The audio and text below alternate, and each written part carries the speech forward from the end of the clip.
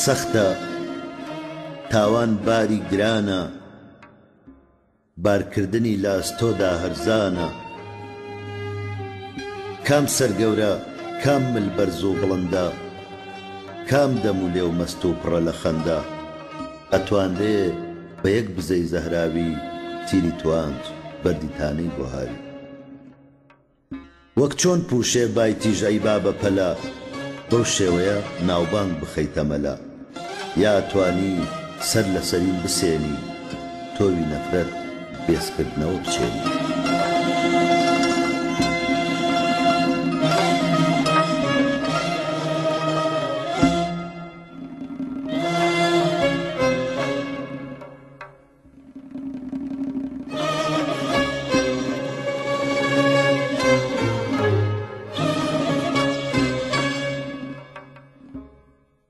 ئەی نازەنین، ئەی بەرگەر خەوانی، وتەی گەرمم لەگەڵ تۆیەوەی زانی.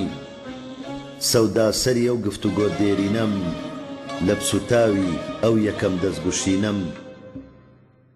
لەو دەمەوە تۆم کردووە بە تاسە، بێمەودایە کۆی دووکەڵی هەناسە.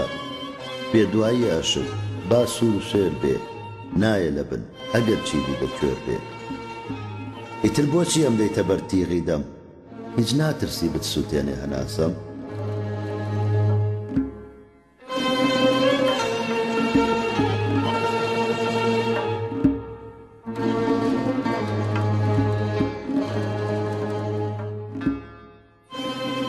ئەی نازەنین، ئەی ڕوو جوانتر لە شەسپەر، ئەی گوێچکەی دڵ هیچ نەبستووی تەمەن شەڕ.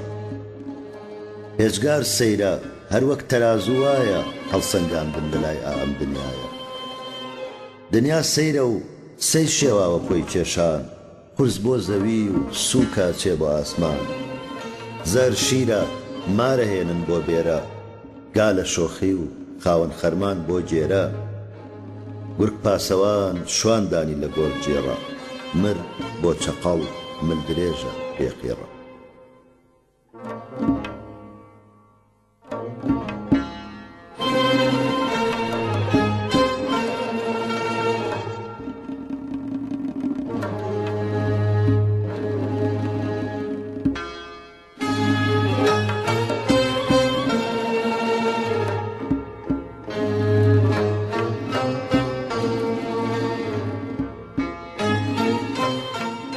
ئەی نازەنین، ئەی بەرگەر خەوانی، وتەی گەرمم لەگەڵ تۆیەوەی زانی.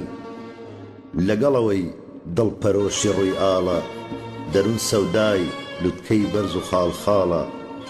خەیاڵ وڕی بینینێکی چیایە، لە بەردووری لە مێرگ و سەوزەجایە.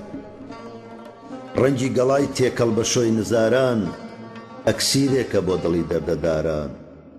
بە کورتی فەڕ لەگەڵ جوانی وڵاتم، هۆی تروسکەی ئامانجمە و ئاواتم. کەنەتەوەم گەیشتە دوامەبەستی، نامەی کردار هەچ کەس درایە دەستی.